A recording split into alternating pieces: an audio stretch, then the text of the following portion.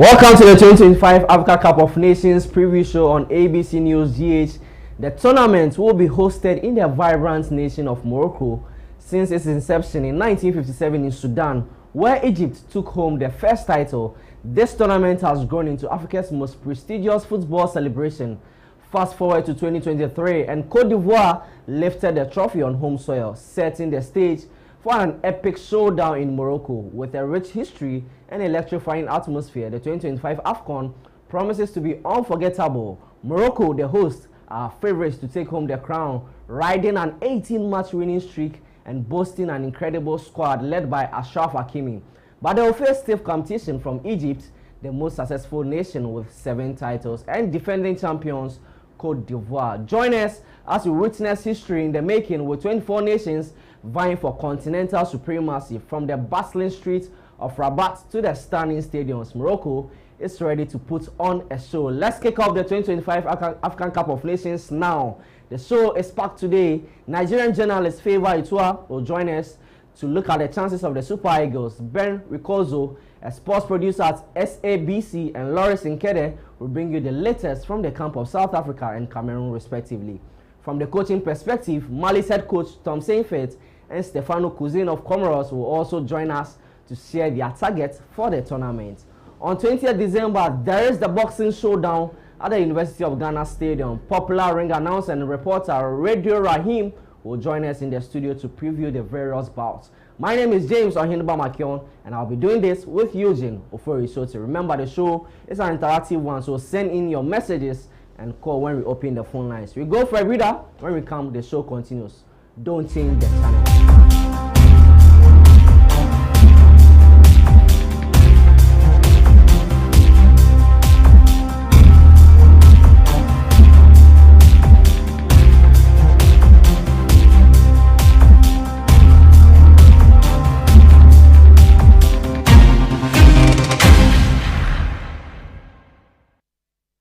Introducing Betway's Bet Influencer, a groundbreaking feature where you can make money by just sharing codes. He just needs to share his codes and make money. The more his codes are used, the more money he makes. Oh yes, so what are you waiting for? Anyone can be a bet influencer. Share your codes and make money. Bet Influencer, another world first from Betway. This advert has been approved by the Gaming Commission of Ghana. Betway, get way more.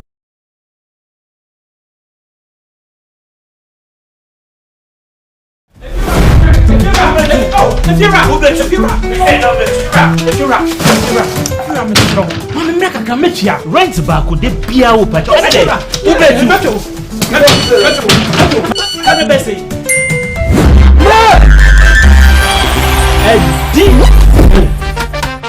Come on, come see what?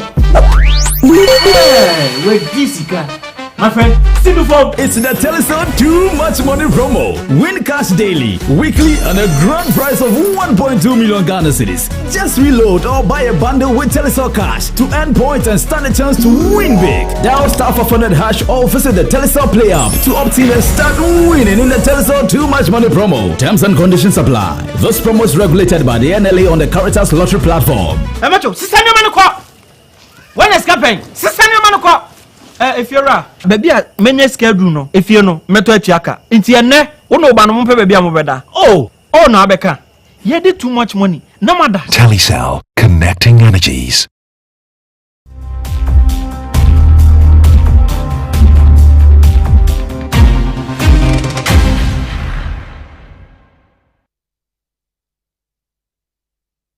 Welcome back from the breeder. You're still watching Sports World, and this is our special coverage, a special preview of the African Cup of Nations that's upcoming this Sunday in Morocco. I have here with me Eugene, Ofori, Sottie, my usual suspect in here. My guy, how you feel?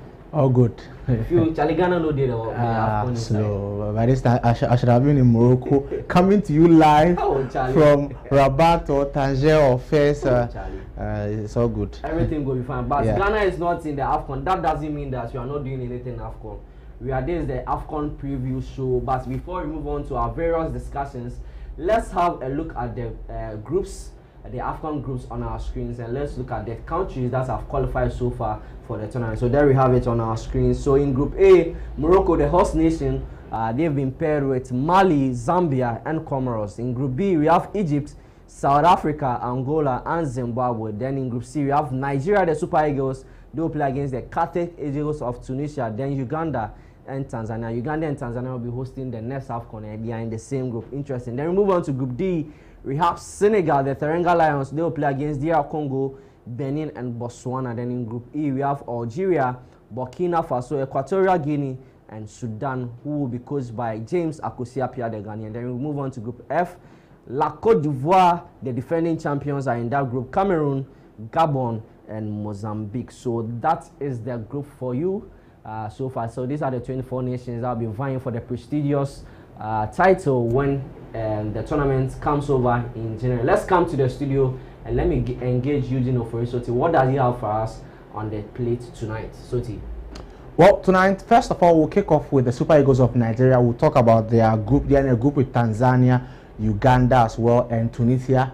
And then from there, we'll also look at the Cameroonian perspective. We'll then jump on to Mali and Comoros, as well as South Africa as well. So we'll delve into all these countries. So at least we are covering at least 5 countries who will be participating in this year's AFCON. All right, I think we have our first guest, so let's go. Well, so let's start off from the Super Eagles of Nigeria. And remember that at the last AFCON, they placed second, losing to host nation, the Ivory Coast, in that final by 2-1. And they are returning to the AFCON, trying to see if they could win the AFCON for the first time since 2013.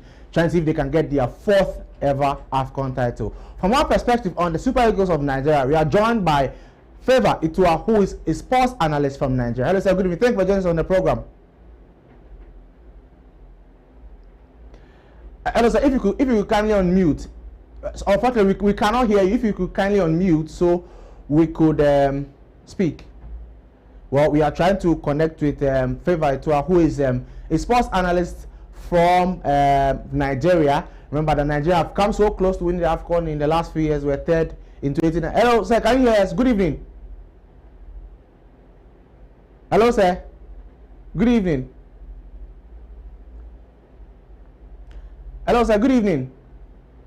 Well, we'll be trying to. Can you hear me now? Yeah, we can hear you now. Thank you very much for joining us on the program. Well, how are you doing, sir? Yeah, good evening. I'm fine. Good evening, Ghana, and good evening to the guys in the studio. Well, let's get straight to business. Before we get to business, we've been hearing some news concerning Nigeria and the FIFA World Cup playoffs.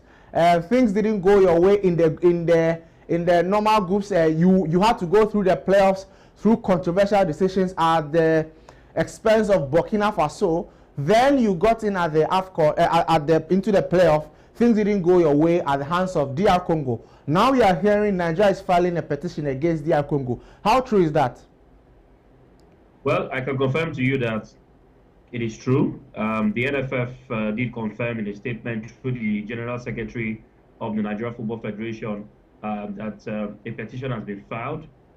But then again, Nigerians have taken it to the pinch of salt, knowing fully well that, we didn't do our job on the field of play. I mean, irrespective of whatever happens at the end of the day. Not to say that if DR Congo is found wanting, that punishment or measure should not be taken. But from the angle of the fans, they're just probably saying, let's just focus on whatever we have at the moment. But yes, a petition has been filed by the Nigerian Football Federation, and FIFA, we're expecting FIFA to look into the situation. Don't forget, just about today, Malaysia, games they were played, they were verdicts by FIFA, even though the games have been played before now, due to forgery, amongst others. And if the case is investigated, and of course, Nigeria maybe might stand a chance if they get a positive outcome from FIFA. But I want to also believe that what is at stake right now is bigger in terms of the AFCON, which Nigeria should be focusing at the moment, and hoping that whatever happens maybe might be an added advantage. Before we speak, we'll try and get the lineup of the players, or the full squad, official squad list for the Super Eagles of Nigeria, and from there we'll have a proper conversation on that. But whilst we get that, remember that Nigeria have come so close to winning the AFCON in the last 3 years. They were third in 2019. They reached a round of 16 in AFCON 2021 as well. Before finally they were second in 2024. For you, is this the year when Nigeria wins its first trophy in 12 years? Well, going into this competition, I mean, let's not take anything away from Nigeria. They have one of the most deadliest attack. Victor Osimhen firing all cylinders in Turkey, Galatasaray, Ademola Lookman, former African Footballer of the Year, getting game time already with Atalanta. We have Samuel Chukwueze, who is also doing well for Fulham at the moment. He's making that, transfer to Fulham. We also have, from the midfield, players also doing well in their respective club. Wilfred Ndidi for Besiktas in Turkey. I think that any AFCON you want to have, Nigeria are definitely favorites. You look at the history of Nigeria. Yes, 3-time winners. In the last 5 years, they've gotten to the knockout stages. In 2019, in Cameroon, in Garoua, they got to the knockout stages. Unfortunately, they lost to Tunisia. In 2019, they won bronze in Egypt. Fast forward to 2024. I mean, we were 2023 AFCON that was hosted in 2024 in Cote d'Ivoire. We saw that they got to the finals. Yes, on paper, when you look at the results they've been having, it's not been the very best in terms of missing out on World Cup qualification. But when it comes to the AFCON, most times you just need to play your best 5 to 6 games to get to the finals. It's not just about what you did last time around. You just need luck on your side. Nigeria didn't play the very best of beautiful football in Cote d'Ivoire, but they were able to get the result with resolute defending and also banking on getting the goals and then closing off shops, which also saw them get to the finals of the tournament. So, yes, I think Nigeria can go all the way, but of course, they have to take it a game at a time. I mean, it's quite difficult this time around. They are playing in a weather that I think will also favor the Super Eagles. Majority of the players play in Europe, and at this time in Morocco, we're having degrees of 12 degrees Celsius, 14 degrees Celsius, meaning it's very cold in Morocco, which is similar to what we have in UK, in other parts of Europe, which I think will be key for these players compared to what we had in Cote d'Ivoire, where it was relatively hot, humid, 30 degrees Celsius, 35 degrees Celsius. So these are some of the things I think will also work for them. And then the fact that they could not make the World Cup, they might want to use this as a redemption for their fans back home in Nigeria. Well, I was just about to ask you that question. Do you think there's pressure on the Super Eagles to win the AFCON, particularly because they failed to qualify for the World Cup? And within the general fan base, is that the general consensus? Exactly, it's the general consensus. Even though we know for sure that it will take beyond having a solid team to go all the way and win the World Cup. Ghana came close years ago. Morocco came even closer in Qatar. Now, when you look at these teams that got closer, it happens once in a while. I mean, for African nations, we see that some of them make the numbers, they get to the group stage, they manage to qualify to the round of 16 for some. After that, they go all the way and then they are knocked out of the competition. Not to say also that the financial aspect of it is not a key, especially when you look at what they will make as per a nation, what FIFA will give to them and the club size of the players, amongst others. But I can also let you know that for Nigeria, the Nigerian Football Federation has said that they will go all the way to win the AFCON to redeem themselves or to kind of pacify the fans that, I'm sorry, we could not qualify for the World Cup, but here's an AFCON title for you. But it's not easy. I mean, we have quality teams. Morocco definitely favorites for the title. But you look at the fact that they're playing at home, they have a solid squad. But Nigeria also would look at the fact that, I mean, we have one of the best strikers in the world. Yes, some injury worries in the team. Ola, is out. He was not part of the squad. You look at also, some of the players that failed to make it. Trustekon retiring before just the tournament. But nevertheless, I think that winning the AFCON might just be a soft landing for Nigeria, not going to the World Cup in 2026. Well, let's have the squad list on the screens. We'll go through that. We already know that goalkeeper Stanley Wabali, who is also on that list. We know that Francis Ozo makes a return to the squad list for the AFCON, as well as Amos Obasogi. For the defenders, Bright Osai Samuel, Zaidu Sanusi, Igor Ogbu, Olawoshe Melody Ajayi, so Shemi Ajayi, Bruno Onyemaichi, Chodozie Awaziem, Calvin Bassi, and Ryan Alibios. We also know that William Trustekon voluntarily retired before the AFCON, and so the skipper of the Super Eagles of Nigeria, and also the best player at last year's AFCON, is not in the squad for the Super Eagles. For midfielders, Wilfred Ndidi, Ademola Lookman, Frank Onyeka, Fisayo Dele Bashiru, Usman Mohammed, Alexander Iwobi, Rafael Onyedika, Ebenezer Akinsenamiro, and Tochuku Inadi. For the forwards, as usual, Victor Osimhen, Samuel Chukwueze, Cyril Desess, Moses Simons, Paul Onuachu, Akko Adams, Chidera Juke as well. For you, Favor, first of all, let's start with the defense. Troost-Ekong is missing in the starting 11. Does that slot go to Chidozie Awaziem, or who else is likely to replace him in the starting 11? Then let's go to right back. There's no Ola Aina, there's no Benjamin Fredericks. Who starts at right back? So starting at right back will be Bright Osayi Samuel. He looks to be the most experienced right back we have at the moment. I mean, you see what he's doing in the championship in England. No else that him getting that spot. Yes, we have Ryan right there. He's just gotten a call up to the national team. He's still an uncapped player for the national team. Plays in the championship, but Bright Osayi Samuel comes first in the pecking order from what we've seen so far, especially with the friendly we saw yesterday against Egypt. So I think Bright Osayi will retain that right back spot. And then for the central defense, I'm thinking that maybe Eric Chell might play a 3-man defense and wing backs. But if it happens like that, or if it doesn't happen like that, we get to see Calvin Bassey play alongside Semi Ajayi. These are two experienced players. Calvin Bassey plays for Fulham, and Semi Ajayi also not doing badly for his club side. So these two guys would start at central defense, and then look at the left back. You definitely want to look at between Zaidu Sanusi. I think Zaidu Sanusi comes first before Bruno Oyemechi.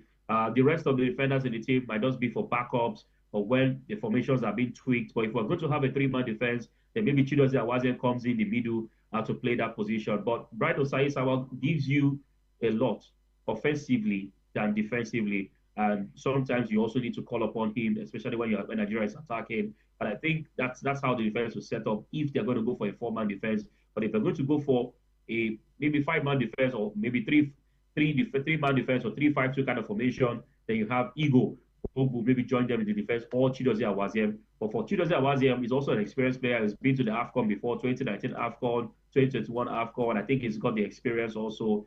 Maybe he might just, because he's versatile, he can also play right back. He can also play from the center back. So these are what I think would play out with Eric Chell if he wants to tweak his defense in the absence of the most valuable player at the last AFCON, William Troost-Ekong. Well, finally, before we go, let's look at the performance of a player like Paul Onuachu. We saw him play against Egypt yesterday, and also the fact that Cyril Desess interestingly is in the squad after that NFF match report almost demoralized him. It berated him unnecessarily. How do you think Desess will psych up before this AFCON? Well, for Cyril Desess, I mean, yes, he's been involved in his side in Greece. Played UEFA Europa Conference League, if I'm not mistaken. I think he got a penalty for his team just about some days ago. He has also been having game time. But for the national team, Cyril Desess have not been able to replicate that form we see for his club sides in the national team. Same, of course, goes to Paul Onuachu. Paul Onuachu is, when it comes to goal scoring in his club side, he's there. I mean, look at what he's doing for Trabzonspor in Turkey. Banging in the goals, even second to Osimhen when you look at the number of goals he scored for his club side this season. But when it comes to the national team, it's different. And it also brings me to one fact. There are some players that will be very, very good at their club side, but we never realize their potential in the national team. There are some players that are national team players, irrespective of what they play for their club side. Maybe, just maybe, that Nigeria has not been able to play to his strength. Because some have argued that maybe he's not getting enough of the balls. You can't have such a huge striker not being able to convert, not being able to utilize his height and his muscle and his build. Maybe that might be the case, but some also argue that Victor Osimhen is kind of tall also, not as big as Paul Onuachu, but he's able to muzzle himself out, get the balls when the balls are not coming to him, but they're different kind of strikers. But I also think that Paul Onuachu will be second fiddle. I mean, Osimhen is bound to start except for injury. Paul Onuachu might come into the game, or maybe if Eric Chell is going for a 4-4-2 formation, we might get to see both attackers in front. Maybe Onuachu just slightly playing behind Osimhen. But I think that, for Paul Onuachu, yes, he's got the experience, but he needs to click when it comes to the national team of Nigeria. And of course, the midfielders hoping that they turn up on the day. So it's all about how they start. They have the first game against Tanzania. They have to win that game. Starting the tournament very well is mostly key. To that. We saw what happened at the last AFCON. The way they started, they had to, go against the host nation in the group and all the way. So if you start well, probably you might just end, on a high. And if not, if Nigeria finishes as group winners, they remain in first. If they finish as second, they move away from first and they travel all the way to Casablanca, and they'll just be going all around till they return to Rabat. So it's important that they finish the group as top table toppers, winning their first game and maybe getting to win or draw against Tunisia, and then wrapping things up against Uganda. It's easy on paper, but it's going to be a difficult task for Eric Chell, who will be leading another African side to an AFCON. Well, speaking of winning all your 3 games, the last time Nigeria won all the 3 games at the AFCON, you then met Tunisia, and Tunisia dumped you out of the AFCON. Now you have the opportunity to meet Tunisia right there in the group stage. How would that match go? Well, for Tunisia, I think it's a familiar foe. Tunisia, they're a familiar foe. I mean, we already know a lot about them. 2004, Tunisia hosted the Nations Cup in Tunisia. Nigeria lost to Tunisia in the knockout stages via penalty. 2006, Nigeria met Tunisia again. They won against Tunisia in the knockout stage. That's the quarterfinals via penalties. In 2019, Nigeria met Tunisia in the bronze medal match. Nigeria won that game a goal to nothing. Fast forward to 2021, they lost in the round of 16. Red card to Alex Iwobi that also ruined Nigeria's day in the round of 16. That's why we know their games, like you said. And now again, we're getting to play Tunisia just another time. I think Tunisia, they're not what we used to know them to be. I mean, the North African powerhouse have moved away from Tunisia. It's like Morocco. From Morocco, you look at Egypt. From Egypt, you look at Algeria. Not to take anything away from them, they've dropped, and not like before.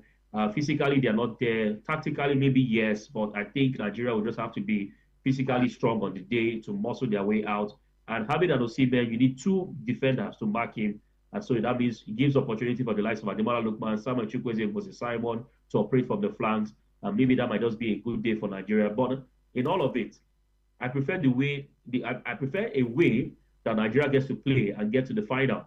I mean, like you said, we could not get to the final. That's why we won our 3 games. Cote d'Ivoire won the AFCON. They didn't win all their 3 games in the group stage, but they went all the way to the finals and they won the trophy. So whichever one it is, we just want to see the trophy back in Lagos. Well, all the best to you as you head to the AFCON and hope you win. For Ghana, we'll be watching from the fringes as you take center stage at the AFCON. Then at the World Cup, also take center stage whilst you sit on the fringes. Well, Charlie, let's focus on this one now. I know that you guys are not in the AFCON. The last AFCON you went for was a disaster in Cote d'Ivoire. But this time around, don't worry, Ghana. We know what to do. We know what to do. Just tell us what you want. Just don't worry. We'll do it. Sure. Thank you very much. That's Favor Itua, who is a sports analyst, joining us all the way from Nigeria to give us perspective on the Nigeria conversation. Nigeria in a group in Group C with Tunisia, Uganda, and Tanzania. Remember that Uganda and Tanzania are the teams that will be co-hosting the next World Cup, the next African Cup of Nations in 2027. Well, one of the Super Eagles of Nigeria will be heading to the Bafana of South Africa. And before that, we'll go for a break. When we return from the break, my colleague James Ohenba McKeown will take over that conversation with Ben Ricotso.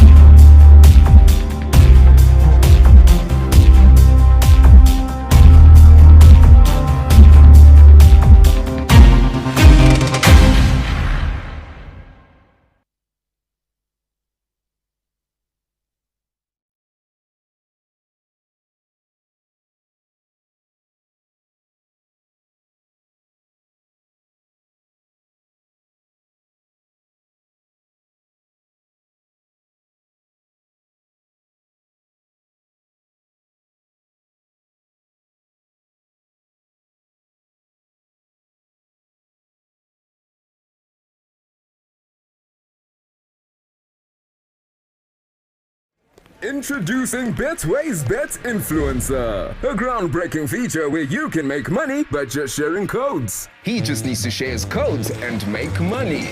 The more his codes are used, the more money he makes.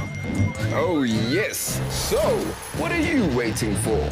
Anyone can be a bet influencer. Share your codes and make money. Bet Influencer, another world first from Betway. This advert has been approved by the Gaming Commission of Ghana. Betway, get way more.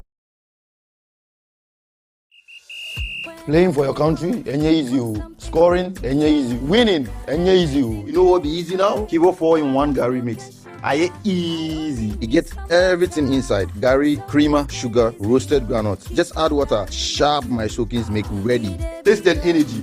Made easy. I'm a match winner, but the real champion is Kivo 4-in-1 Gary mix. Champion taste. Also available strawberry, coconut, and chocomore. This advert is FDA approved.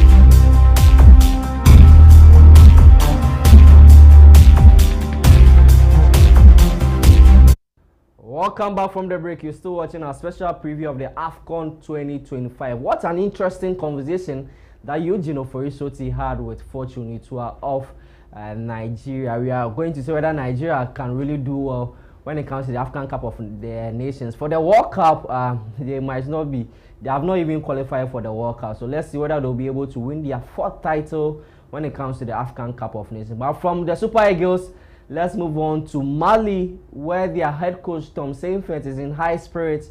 He thinks that Mali can go all the way to the semi-finals and even go on to win the African Cup of Nations. Earlier, we spoke to him. My colleague Eugene Ofori Sottie spoke to Tom Saintfiet, asked him about his journey so far, his coaching career, and how he joined Mali and what he thinks the Mali team can do to go on to win the African Cup of Nations. Let's enjoy that particular interview. We'll return with more on this particular show. Stay tuned.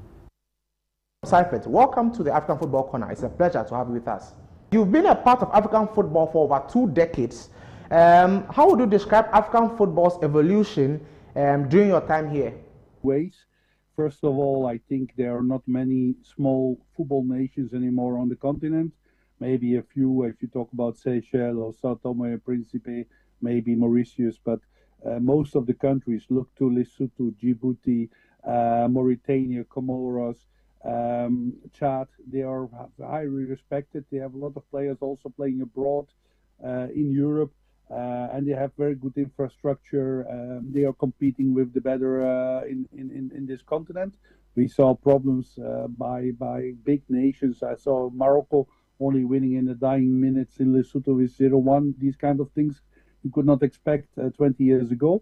On the other side, also the big nations developed very well in the way of infrastructure. I think Morocco is the biggest example of that, with their academies, with their stadiums, their training infrastructure, and their coaching development. They became one of the powerhouses in African and even world football. So I think there's a huge development on all levels, and I'm only very happy for African football it happens. Well, in your time here, you've managed national teams like Gambia's national team. You're now with Mali's national team. You've been with the Togolese national team as well. What do you think sets African football apart from the rest of the world, both in terms of our style and our spirit? Yeah, first of all, my desire was always there to work in Africa. I know that several European coaches, they come to Africa when they don't get any more opportunities in Europe, or they come to Africa for the money. Me as a young guy and a young coach, I bought always African football magazines you could buy in French language in Belgium. And one of my examples was, as a young coach, always Philippe Trousier, who made a brilliant career with Morocco, Burkina Faso, Cote d'Ivoire, Nigeria, South Africa, and other countries in Africa. And for me, working in Africa was always a goal and a desire. First of all, I love the passion of the public in Africa. I think Africa is the continent where people love the most football. Football is huge importance for the people, for the public, both on club level and national team level. People watch every day football on TV, but also in the stadium. They love their stars and they love to shine for their teams. On the other side, I think Africa is probably the continent with the most quality of players. if you look to the quality of development in Europe compared to the quality of development of players in Africa. In Africa, we don't have so many professional clubs with academies with professional development, but the biggest stars in European football are African players. Can you imagine that when you have a similar development and a similar infrastructure in Africa like in Europe, you become world champion? And naturally, Morocco and even Ghana in 2009, and now Morocco in this year with the under 20 proved already on that level to be the best in the world. And I think it doesn't take so long anymore that an African country on senior level become a world champion, because Africa is, first of all, a brilliant football-loving continent, but also a continent with huge quality of players. Thank you very much, Coach, for your thoughts on general impressions on African football over your 2 decades you've been. Let's now zoom into your work at hand. You lead the Eagles of Mali into their AFCON campaign, but let's look at your work so far. Since taking over in September 2024, your Mali side has recorded 8 wins, 3 draws, and just 1 loss, with the best points per match average since 2002. That's about 23 years now. What has been the key to this consistency? Yeah, first of all, when I arrived in 29 August last year, Mali had some problems. The coach got just sacked, but also there were some conflicts between federation and some players, and naturally the results were not good. When I took over, the World Cup qualifiers were already played for 4 matches, and Mali had played 3 at home, with only a win against Chad at home, a draw at home against Central African Republic, and a draw away against Madagascar, and a loss at home against the Black Stars of Ghana. So they had only 5 points after 4 matches. They were not really in a good state. But immediately we tried to change things. We had some new players in our list of players. We changed a little bit the style of playing.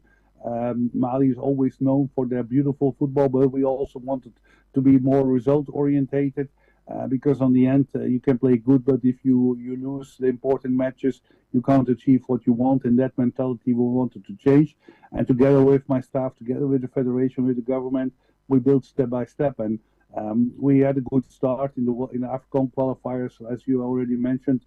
We were with Mozambique and Guinea-Bissau, 2 countries who played in the last AFCON, and even Mozambique of Guinea-Bissau in the last 4 AFCONs, and Eswatini. And yeah, we qualified quite easy as number 1. We had 4 wins and 2 draws. We conceded only 1 goal and scored 10 goals in these qualifiers. But I think we kept the momentum also in the World Cup qualifiers, where we had the last 6 games, also 4 wins, 1 draw, and the only loss was naturally in Accra in September of this year against the Black Stars, and that was really disappointing. So over these 12 competitive matches, quite good record, 22 goals scored. Still quite offensive, because 22 goals is not bad, and only 3 goals conceded. So I think we brought an organization. We renewed a little bit the squad, because we invited some new players. In total, 15 players made their debut in the last 14 months since I'm there. And yeah, we brought a new image and a new feeling to the team, and hopefully we will be ready for AFCON. Mali has qualified for 10 consecutive AFCONs, and the nation still dreams of lifting the trophy for the first time. What's the mindset going to Morocco 2025? Yeah, Mali is always that country what people say is one of the favorites or one of the outsiders, and that was also one of the reasons I really love to work with Mali. Mali is in potential a big football nation and can compete with Ghana, with Cameroon, with Ivory Coast, with Nigeria and others for the best. But the last 10 years, 12 years, they didn't achieve that much. I remember that the last time they reached the semi-final was in 2013. There was a back-to-back semi-final, 2012, 2013, 2 times third. But after that, they finished 10th, 12th, 11th, and in the last AFCON also the quarter-final with the 7th spot. But if you look to the results, only twice they won 3 games in an AFCON in one tournament. That was in 2012 and in 2004.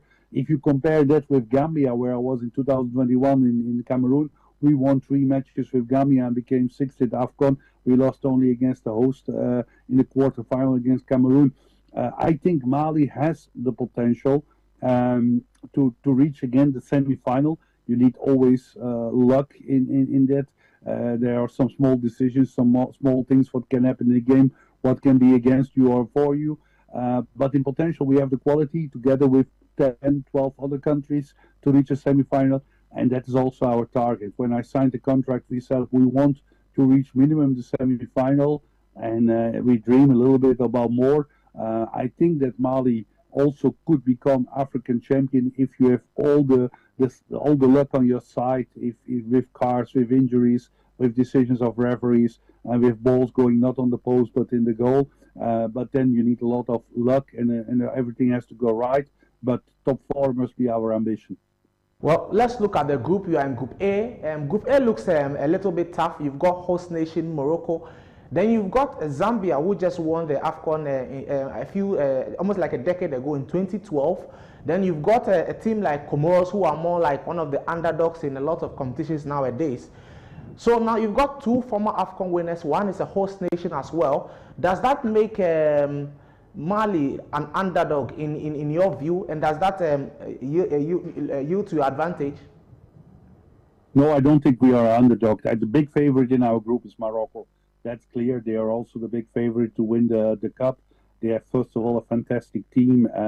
We have seen that in the World Cup in Qatar in 2022, but also their last development with under 20 with the senior team is amazing.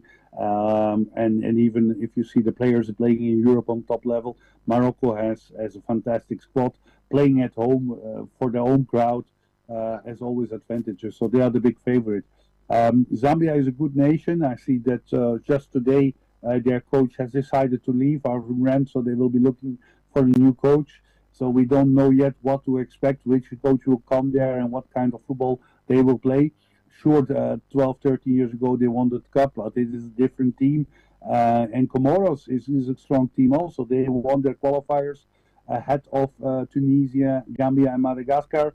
So they qualified as group winner. And we played against them in the qualifiers for the World Cup together with Ghana. So I think there are 4 teams who all 4 can go to the second round.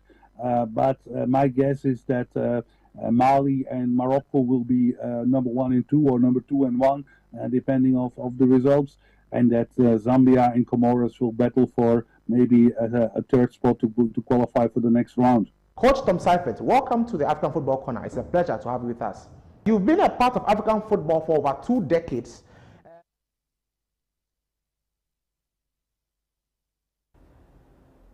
Interesting conversations there with Tom Seifert. So watch out for Mali, whether they'll be able to do or get to the semi-finals, as their head coach said. But from Mali, let's move on to the Bafana of South Africa. And to help us have a great discussion, I have Ben Ricozo of SABC and also SAFM in South Africa. Ben, if you can hear me, welcome to Sports World. Thank you very much, my brother. How are you? I'm fine. Nice to say. Bibi awoko me so me hu ye se bibi awoko. Nyame wo ho ampa. Like interesting. Let's go on. South Africa are in the AFCON 2025. Ghana didn't qualify, unfortunately, but you guys are there. But yesterday, your team played against the Black Galaxies of Ghana, who are the local-based players. Looking at the performance of Bafana, how would you rate them? Because here in Ghana, we think that our boys did very well against your team. I think they did very well. Look, I'm biased towards Ghana. I feel I'm a Ghanaian more than being a South African. I'm disappointed that the Black Stars are not playing this year. What I can say, we cannot read much into that match yesterday because it looks like some of the players were trying their best to save themselves for the AFCON, which is starting next week. It was not entertaining that much, but you might have watched the game. Hugo Bros trying to change and maybe come up with some different combinations, but it didn't impress much yesterday. We can't read much into that game. Oh, I see. So you guys were impressed, but looking at the lineup, Warren Williams, who is the goalkeeper, obviously starting at the AFCON, wasn't imposed. I saw evidence Mokopa in the starting lineup. There were also some players, interesting players, that didn't start in that particular game. But as you said, Hugo Bruce was trying to test some of the players. Now let's come to the South African squad that's heading to Morocco. We know that there is no Pesitao in the squad. There's no Temba Zwane also in the squad. How does that affect your performance? Because we know in the previous AFCON, you guys got to the semi-finals. You did so well with these two players included in the squad. But this time around, they will not be in Morocco. How is it going to affect your team? I think that the coach have come up with a team that we believe they will do well. Look, Pesitao has been there. I think he has passed his sell-by date. New guys are coming into the game. But the inclusion for me, you see a little bit of internationals. We've got Siabonga Ngezana, who's playing in Romania. We've got a new guy called Smith, Tylon Smith, who's playing for Queen's Park Rangers. We don't have much when you look at international, except the two players who are also playing in Saudi Arabia. But the squad that we have, this is the best that we can provide. And I'm telling you, we reached the semi-finals in the previous World Cup. We are bound to do better than that. And you can hear how Hugo Broch is so bullish about this. Remember, the attitude of the coach, you will see it in the field of play. That is the attitude that you're going to be seeing. But we are not taking anything for granted. But this squad, my brother, this is the best squad that we can put together. The rest, look, Pesitao, Siabonga, they've passed that stage. I think now it's time for the new blood. It's time for us to show that we can play better and we can win the AFCON this time around. If possible, if we play according to our strength, I believe we might reach the semi-finals once again or even make it to the finals. And we are really, really serious about this time around. All right, Yamiho, but you guys are in Group B of this AFCON. You guys are in Group B with Egypt. You are in that group also with Angola and Zimbabwe. The last time that South Africa met Zimbabwe in the World Cup qualifiers, we saw what happened in that particular stadium where you guys, I think you guys drew with them and made your qualification to the AFCON sort of a bit, to the World Cup, sorry, a bit shaky. You also have Egypt in that group, 7 times winners of the African Cup of Nations. Mohamed Salah, Omar Mamouche, these are great players when it comes to the African continent. There is also Angola, who did so well in the previous AFCON. They got to the quarterfinals in the previous AFCON. How do you rate your chances, first of all, against Egypt and then Zimbabwe in this particular group? Egypt is going to be a banana skin. I must tell you that they play very well. We know how they play. These are the Northerners. They play like a European team. They're a very, very good team. We're not taking them for granted. That is the only team that I'm worried about more in that group. Egypt is going to be a very difficult match. When you look at that, we might go through with Egypt if possible. But I'm telling you, we are not in an easy group. We are aware of that. Zimbabwe, always, these are our neighbors here. You know, these are our neighbors. It's always a derby. They want to prove a point every time they play against us. As you mentioned, you said when we were qualifying for the World Cup, they were happy that they drew against us, and they were happy that we might not qualify for the World Cup. It's going to be that hoodoo playing against Zimbabwe. If the first game, my brother, very important game is against Angola. Okay. That is a very important game. But with the team that we have, I'm dead sure that we should be able at least to make it out of this group. But it's not going to be easy in football.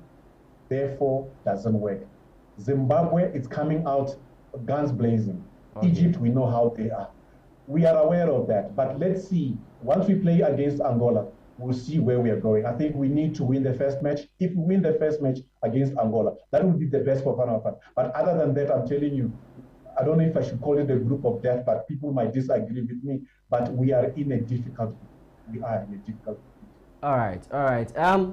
Let's move on to something administratively. The last time in the World Cup, Mokoena featured in a game that was seen as unqualified. Can you give us an update on what happened to that official, or what is the latest update on that particular issue? Can you bring us up to speed with that? That when you look at that, it was addressed or dealt with like it's a political football. It was dealt with. We were very upset. The official still kept his job. The official is still working. The official is still here. I understand the official is traveled to Mexico. I was told that he traveled to Mexico to go and inspect the pitch in Mexico. Why don't you go to Morocco and inspect the pitch? You're going to Mexico while we're going next year. But I think that those are the politics of football across the African continent. But we, as journalists, we are watching. And I must tell you, the way this thing was handled, we are not happy. The official is still there because we qualified for the World Cup. If we didn't make it to the World Cup, I don't think the official was going to be there. But something was supposed to have been done, in my opinion. I would have fired that guy the next day if it was me. Unfortunately, I'm not in charge. There are people who are supposed to take charge of that. But if it was me, I would have fired the dude the next day because that was wrong. That was wrong. Even the coach, they try to defend him. Whichever way they want to defend him, they can defend him. They can say I'm unpatriotic, it's fine. But I think for me, that was a mess in that administration. Yeah. I think that was a mess. Even here in Ghana, we're wondering what's really happened. But before I let you go, I'm about to do something. I'd like you to predict this. Do you remember this celebration? Do you remember this celebration? We celebrated, we thought we qualified, and we didn't. 2010 World Cup, Shabalala, after scoring that goal against Mexico in the opening game, you play against them again in the 2026 World Cup in Group A. Yes. You're also in that group with South Korea. How do you fancy your chances in that World Cup group? Though we are not talking about the World Cup, but it's just by the way, how do you fancy that particular group, especially playing against Mexico in their first game? What can I say? Enyagro crowd. Enyagro. Just say Muniabre. Enyagro crowd. Look, that is Enyagro crowd. Enyagro crowd. Look, remember, if you can look at history there, the same date that we are playing against Mexico in Mexico City is the same date. The 11th June. The day before. I think it's going to be something else, but we can talk about it next time. But I'm worried about that too. I'm worried about South Korea. I'm worried about Mexico, and it's going to. Can you imagine playing against the host nation in Mexico City? Yeah, that is going to be something else. That is going to be something else. But look, we are confused now as the team, whether we're preparing for the World Cup, whether we're preparing for the AFCON. It's a bit of different. I mean, a number of balls to juggle. It is difficult. I think Bafana must now prove that they're the best team because we are in a difficult situation. But as I said, we must win against the best to be the best. All right, Ben, thank you so much for joining us on our special AFCON preview show. I really appreciate it. Yeah, we had some technical challenges in there, but you were able to go through. And thank you for bearing with my technical glitches. We'll address that next time. I really appreciate it. Right. I miss my grass cutter and tilapia. Grass cutter, your friend Akrantie. Can I mention Akrantie? Say Akrantie. I'm coming. I'll see you soon. Thank you very much. All right. Thank you, Ben, so much for joining us. So that was Ben Rikozo of SABC in South Africa and also SAFM in South Africa. He's a sports producer and also a presenter. So that's it for you. Bafana of South Africa. He thinks that they found themselves in a difficult group, but they can go all the way to even the semi-finals, a position they reached in the last AFCON. We go for a breather. When we come back, we have more conversations for you, especially from one of the countries that Ghanaians don't like, Comoros. Their head coach, Stefano Cousin, has been speaking to us. Stay tuned.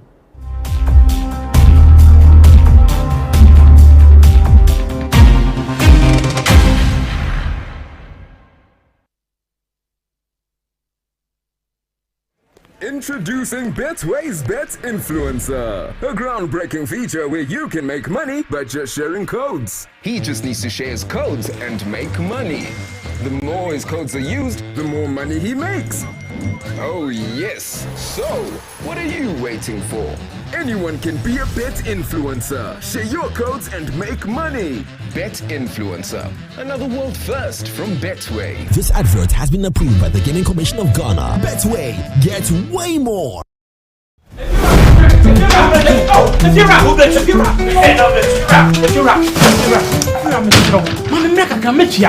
back with the beer open.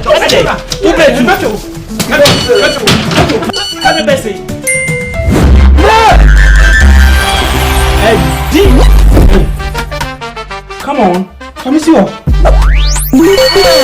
Wait, this guy. My friend, see before. It's the Telestar Too Much Money promo. Win cash daily, weekly, and a grand prize of 1.2 million Ghana cedis. Just reload or buy a bundle with Telestar Cash to earn points and stand a chance to win big. Dial *500# or visit the Telestar Play app to opt in and start winning in the Telestar Too Much Money promo. Terms and conditions apply. This promo is regulated by the NLA on the Caritas Lottery platform. When is campaign?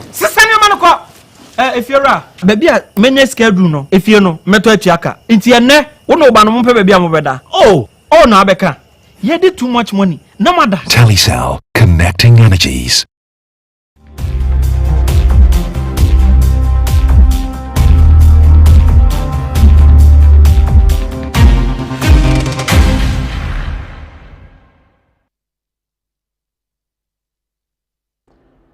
Well, welcome back from the break. I'm Eugene Ofori. Remember, this is still Sports World on ABC. This is our special coverage of the AFCON preview show. The AFCON kicks off on Sunday, December 21st, where Morocco take on Comoros in that all-important opener. Speaking of Comoros, we've been speaking to their head coach, Stefano Cousin. Comoros made it to their first AFCON in AFCON 2021 tournament, where they beat Ghana by 3-2 in that all-important game. That dumped Ghana out of the AFCON. They missed out on the AFCON 2023 tournament in the Ivory Coast.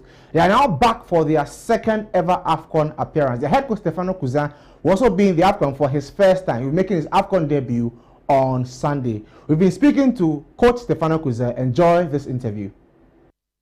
African Football Corner, and I'm joined by Coach Stefano Cousin, the man tasked with writing Comoros' next great chapter in African football. Hello, sir. Welcome to the program. Buongiorno. Hello to all. How are you? I'm fine. Bienvenuti. Nice to see you. Thank you. Well, thank you very much for your time, sir.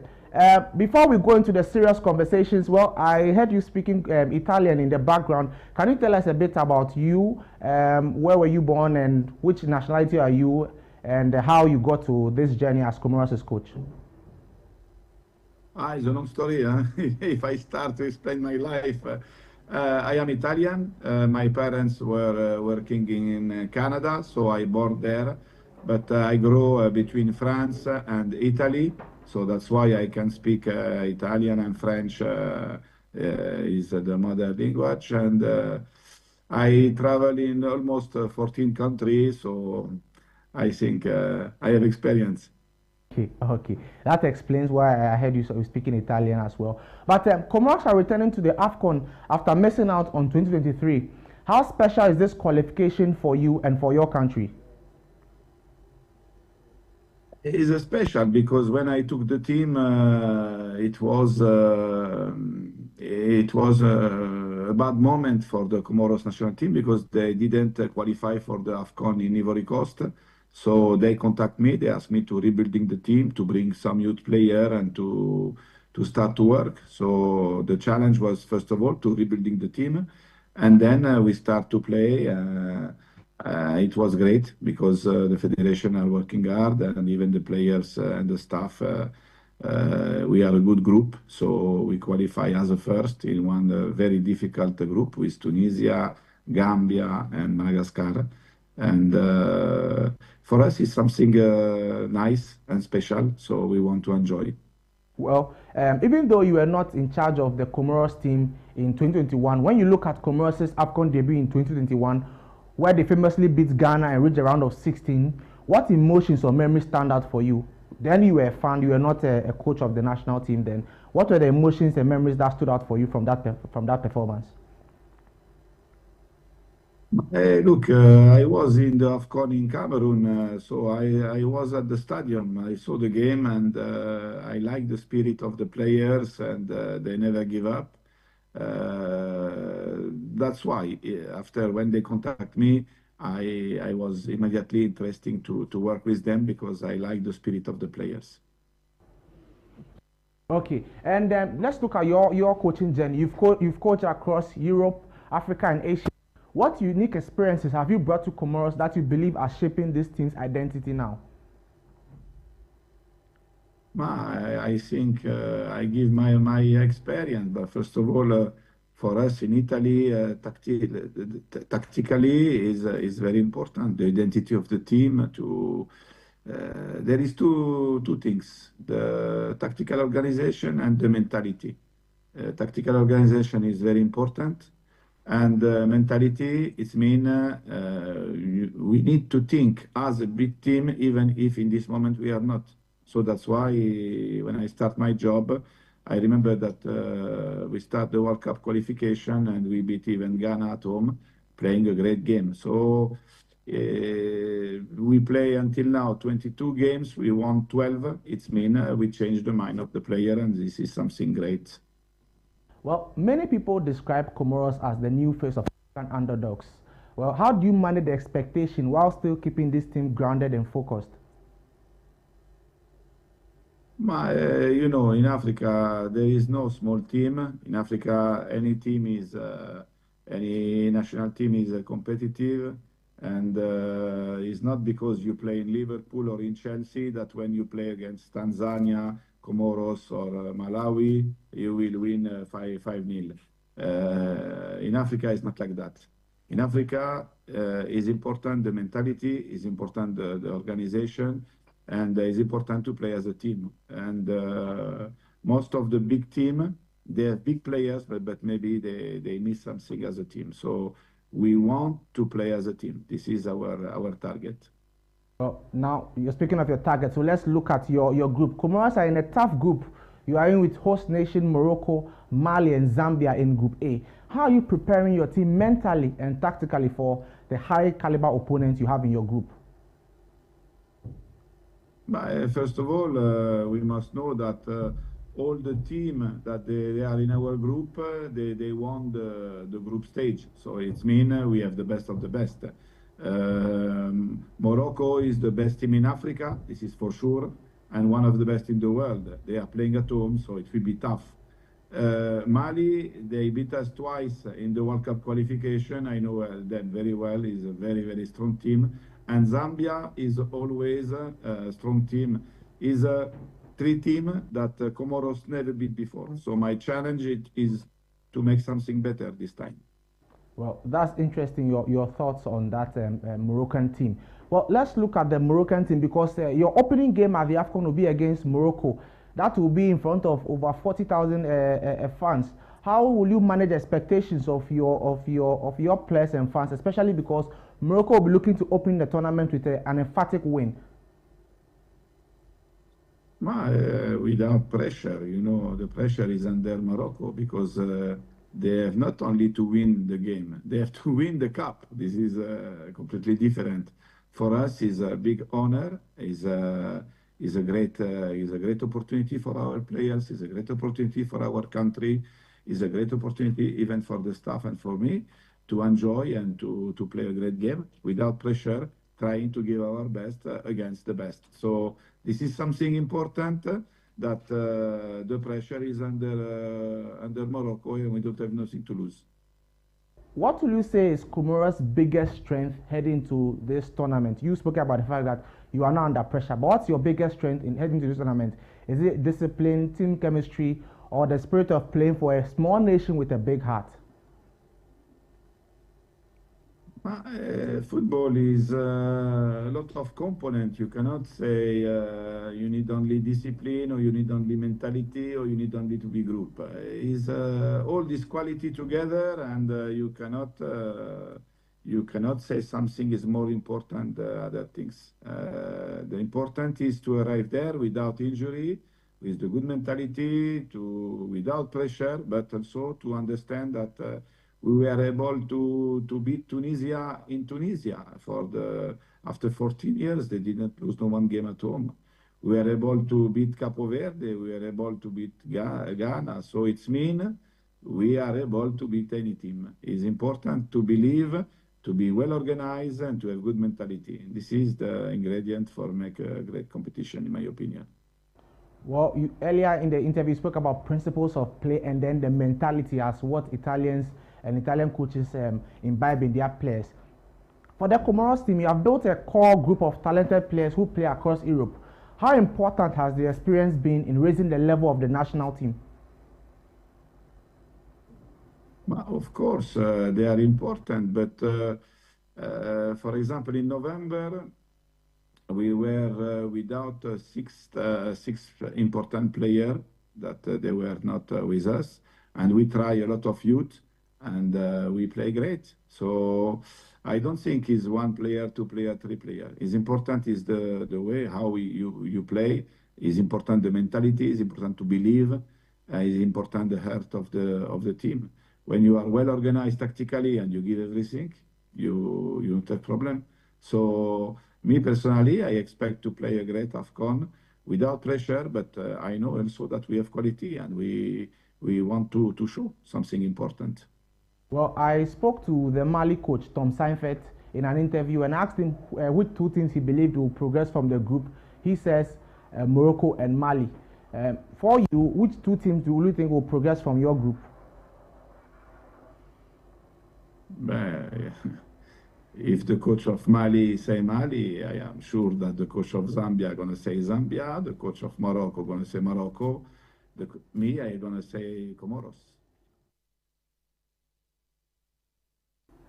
So that was Stefano Cousin, head coach for Comoros, giving us interesting perspective on how he thinks his outfit can go all out in the African Cup of Nations and also do well for themselves. You're still watching the preview of the AFCON 2025 right here on ABC News Ghana. My name is James Ohenba McKeown. I've been doing this with Eugene Ofori. So to remember, this show is powered by Betway Ghana, and they are saying that share your codes with your friends, fans, and followers.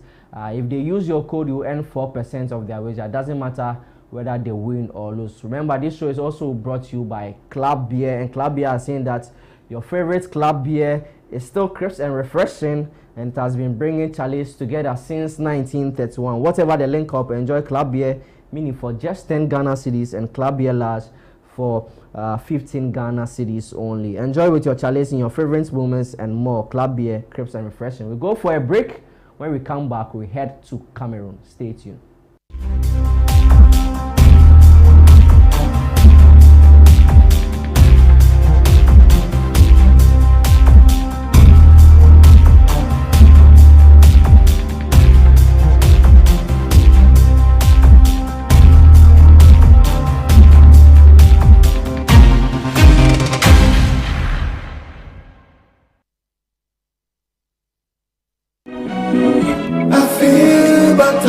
Be the beer, you go like them.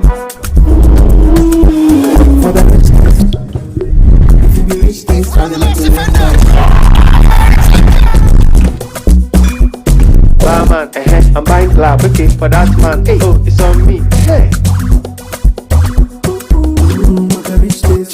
Drink responsibly, not for sale to persons below 18 years, not recommended for pregnant women. This advert is FDA approved.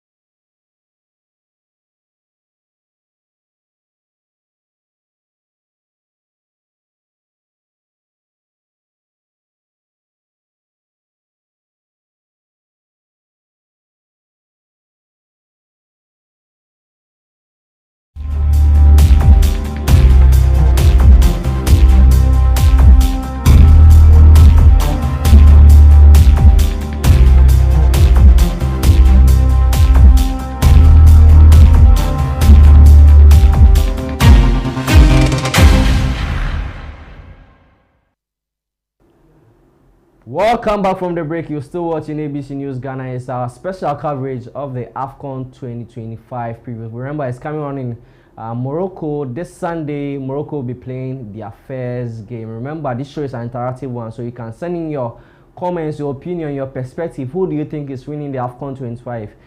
Just send in with the numbers being displayed on your screen. When we open the phone lines, you are also obliged to call and also give your comments about the show. Now, we've done a lot on the show so far. If you have missed out, We've spoken to the Mali coach Tom Saintfiet. We've spoken to Fortune 12 from Nigeria. We've spoken to Ben Ricoso from South Africa, and we just spoke to the Comoros head coach Cousin in there. Now we head to the indomitable Lions of Cameroon. They have announced their squad. You know, a lot of things have been going on with Samuel Eto'o, Mark Brace, the sports minister, everything that is going on. But before we delve deep into the conversation and see what's happening from their camp, let's have a look at their squad, the official squad released by CAF today on their website. So this is the official squad for Cameroon. So for the goalkeepers, we have Simon Omosola, Davis FC, Simon Ingapan, that's a mouthful, Diotimbo, Edward Sambung, and for the defenders, we have Junior Baptiste, Chamedo, Junior Chi Malone, Christopher Wu, Nuhu Cholo, Grezino Yamsi, Darlin Jongwa, Samuel Junior Kotio, we have Nagida in there, we have Flavion Enzo Boyomo, and to the midfielders, we have Kevin Nkudu, Jean-Emile Onana, Brian Mbuemo of Manchester United, Christian Basagog, Daniel Namaso, Alta Avon, Martin Inzi, Michelle Kemen Oliver, Carlos Baleba of Brighton and Hove Albion, Eric Jr., Dina Ibembe, Arnold Mael Camden, and for the forwards we have Frank Magri, Patrick Soko, Etha Eyon, and Christian Michel Kofani of Bayer Leverkusen. And that means that there will be no Andre Onana at the African Cup of Nations, and also there will be no Captain Vincent Abubakar. There is a new squad that the indomitable Lions are sending to the African Cup of Nations. And to provide more perspective into their squad and what's happening in their camp, earlier on we spoke to Lawrence Nkede, who is a Cameroonian sports journalist.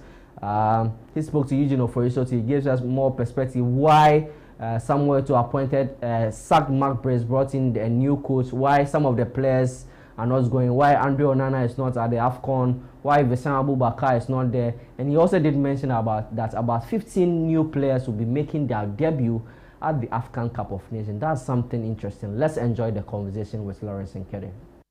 Well, let's focus now on the indomitable Lions of Cameroon, still focusing on their preparations towards the 2025 AFCON, which kicks off on Sunday, 21st December, where host nation Morocco will take on Comoros in the opening game. For a little bit of conversation on the Cameroonian perspective, we are privileged to be joined by a Cameroonian sports journalist and consultant for state media CRTV Sports, Mr. Lawrence Nkede. Hello, sir. Good evening. Thanks for joining us on tonight's show. Good evening. Good evening. It's always a pleasure to be on ABC. I hope you're getting me well. Yes, please. Yes, we can hear you. Thank you very much for your time tonight on our show. Well, a lot of the countries are gearing up for the AFCON. Uganda will play the friendly. South Africa played a friendly against Ghana, and also Egypt. Nigeria also played a friendly. A lot of the countries are playing friendlies to boost their preparedness and sharpness for the AFCON. First off, is Cameroon in any friendly? No. Unfortunately, Cameroon has been under turmoil, and we haven't had time to get any friendly. Equally, given to the fact that some of the players are still coming in camp presently, we just have about 12 players. All the others are going to come up in the subsequent days, so unable to organize any friendly game. We have a new coach, a new technical staff, new players. So there was really no room, no time for the organization of a friendly game. That's very much interesting. So if no friendly, how then do you measure the sharpness of your team heading into the group stage games? Well, I think that's going to lie on the shoulders of Coach David Pago, who has taken over the team, because about 17 of the players are new. Some are just beginning even their selection with the national team. So he already has to form a team, because these are players called together, and he has to form a team from these players. And I believe before Cameroon's game, we'll have about, from the time FIFA has given that all players should get to the national teams, we will have about maybe 10 days of preparation, maybe, which is not enough, but I think he will have to figure out something. We are always taken aback in these situations. Well, let's now look at the way forward for your country. Well, after we last spoke to you, rumors then were rife that Coach McBreeze is not ready to step down. He had also announced his squad, and in that squad we had Andre Onana in there, and there was a whole lot of hula baloo. For me, it was quite confusing because we thought that we are now gone past the shock, and Andre Onana was not going to the AFCON. What's the veracity of that story? First of all, were those rumors true? And if those rumors were true, what's the latest update in terms of that? Well, they were not rumors. I mean, the coach Mark Brees, he refuted the decision of Samuel Eto'o, and he was employed by the Ministry of Sports, but dismissed by the federation. So he was saying it's not right, and we're expecting to see the reaction of the Minister of Sports who was the one who brought in Mark Brace, but he made no mention of it, and he organized a preparative meeting with the Cameroon Football Federation and made a declaration that he has handed the team back to the federation and that they should do better than what they did in the last AFCON. So indirectly saying that Mark Brace is a past story, and there was no turning back because all the big boys, all the experienced players who were at loggerheads with Eto'o have been sidelined in this new selection of players, and I think for some of them it will be the end of their career with the national team owing to their ages and owing to the fact that we didn't qualify for the World Cup. But it should be known that Mark Brace too, he was expecting a backing from the ministry. That's why he published his list, but that backing didn't come up because at the level of CAF and FIFA, it's the federation that has the codes, the login information to insert the names of the players and technical staff to take part in the competition, and not the Ministry of Sports, who is much more political and whose power ends at the level of Cameroon. So, well, is it fair to say that then the Minister for Sports betrayed head coach Mark Brace because he was expecting some sort of backing? So, is it fair to say he was betrayed? Well, I mean, when you deal with politicians, you will not talk of betrayal. It's all about strategy. It's all about pulling the blanket on your side. And at one point, if the minister finds himself back to the wall and has to drop out Mark Brace for him to keep his position, he's just going to do that. But it looks more like a betrayal, but we have seen much more than that. So it's just some sort of normal situation at the level of Cameroon, and Mark Brace has already been forgotten in the minds of many. That's a very interesting way to put it. But let's look forward in terms of the squad. If we look at the squad list, 15 of those players who have been called by head coach David Pag will be making their debuts at the AFCON. And out of those 15, 5 of them have actually never even played for Cameroon before, and they will even be making their debut if they even play, they will now be making their debut for Cameroon at an AFCON. And out of those over 20 players have been selected, 8 players have been to the AFCON once, 4 players have been to the AFCON twice, and only Christian Basogog has been to the AFCON 3 times. He's also the only member of the AFCON winning squad that would be at the AFCON. Looking at this list and looking at the group you are in with Gabon and the Ivory Coast, who are one of your sworn enemies or your worst rivals, and then against also Mozambique, who are also a very good team. Remember that they ensure that they not progress past the group stage at the last AFCON. What do you make of Cameroon's chances? Well, I think it's difficult to bring a barometer and say our chances are 50%, 70%. We don't even know whether we'll get out of the group stages. We don't know whether we will perform highly and get right up to the finals. There is much uncertainty around this team. We don't even know how the team will be composed. You said it rightly that so many players are new to the team. Very few have played an AFCON.